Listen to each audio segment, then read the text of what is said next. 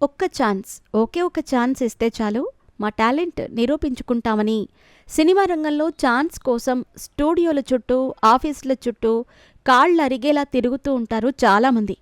వచ్చిన అవకాశంతో తమ టాలెంట్ నిరూపించుకొని ఇండస్ట్రీలో ఎదిగేవారు కొందరైతే, కొంతకాలానికే తెరమరుగయ్యేవారు మరికొందరుంటారు. ఇలా ఓ నటుడు ఓ పాత్ర ద్వారా చాలా ఫేమస్ అయ్యాడు. దీంతో అతడికి ఏ సినిమాలో అయినా అదే టైప్ పాత్ర ఇచ్చేవారు. ప్రేక్షకులు కూడా అతడిని ఆ క్యారెక్టర్లో తప్పితే వేరే పాత్రలో చూడటానికే ఇష్టపడేవారు కాదు. అయితే ఇదంతా తన ప్రతిభే అనుకున్న ఆయన ఆ క్యారెక్టరే తనకు యమపాశంలా మారుతుందని ఊహించుకోలేకపోయాడు. సినిమాల్లో తాను నటించిన పాత్రల వల్లే అతడి జీవితం నరకప్రాయమై చివరి రోజుల్లో తినటానికి తిండి కూడా దొరకని పరిస్థితి వచ్చింది. మరి ఆయనెవరూ కాదు, Gunupudi Vishwanatha Shastri alias iron leg Shastri. పుట్టింది తాడేపల్లిగూడెంలో అయినా ఉపాధి కోసం హైదరాబాద్కి వచ్చేశాడు. కుటుంబమే ప్రపంచంగా ఆయన జీవితం హాయిగా సాగిపోతూ ఉండేది. సినిమాల ప్రారంభోత్సవాల్లో తప్పనిసరిగా కనిపించేవాడు. ఏ హీరో సినిమా అయినా, బ్యానర్ ఏదైనా, పురోహితులు మాత్రం సినిమా ప్రారంభోత్సవాల్లో బిజీగా ఉండేవారు.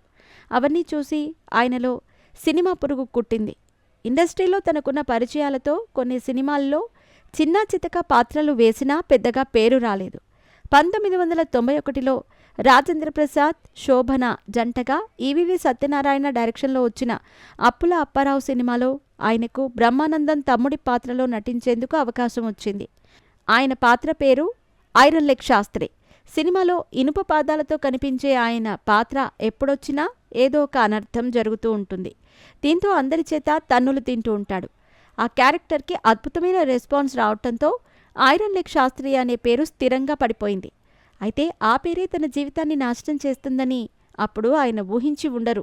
నటుడు ఒక పాత్రలో జీవించాడంటే, ఆ పాత్ర పేరుతోనే అతన్ని పిలుస్తున్నారంటే ఖచ్చితంగా అది అతని ప్రతిభే అవుతుంది.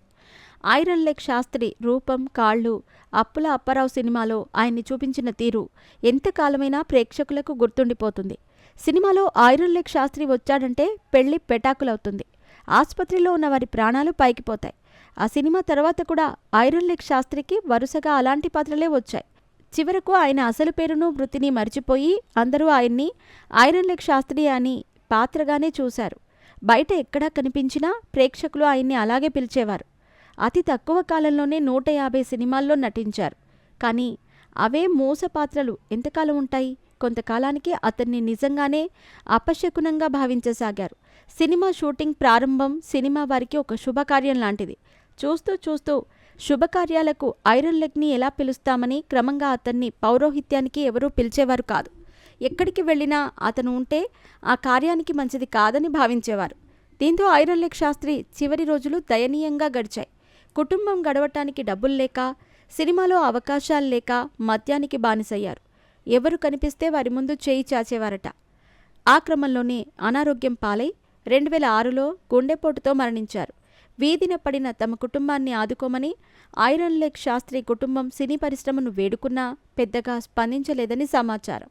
ఆయనతో కొన్ని సినిమాల్లో కలిసి నటించిన కాదంబరి కిరణ్ చొరవ తీసుకుని కొంతమంది సాయంతో 2010లో 55,000 రూపాయలు సేకరించి ఐరన్ లెగ్ శాస్త్రి కుటుంబానికి అందజేశారు. ఆ కుటుంబ పరిస్థితిని కొందరు అప్పట్లో మా అధ్యక్షుడు మురళీమోహన్ దృష్టికి తీసుకెళ్తే తమ వద్ద నిధులు లేకపోవటం వల్ల ఆర్థిక సాయం చేయలేకపోతున్నామని అన్నారంట.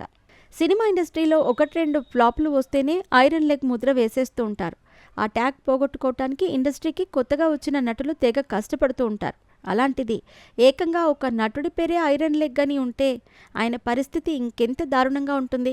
ఐరన్ లెగ్ ముద్రతో అటు సినిమాలకు, ఇటు పౌరోహిత్యానికి దూరమైన ఆయన చివరి రోజుల్లో ఎంతో అవస్థపడ్డారు. అవకాశాలున్నప్పుడే రేపటి గురించి కాస్తో కూస్తో వెనకేసుకోవాలి గాని పోయిన వారిని ఏ సినిమా సంఘాలు, సహనటులు పట్టించుకోరన్న పాఠం ఐరన్ లెగ్ శాస్త్రి జీవితం నేర్పించింది. ఒక క్యారెక్టర్లో జీవించి దాన్నే తన పేరుగా మార్చుకున్న నటుడు చివరికి ఆ పేరు వల్లే జీవితాన్ని నాశనం చేసుకోవటం అన్నది ఈ ప్రపంచంలో ఒక్క ఐరన్ లెగ్ శాస్త్రి విషయంలోనే జరిగి ఉండొచ్చు.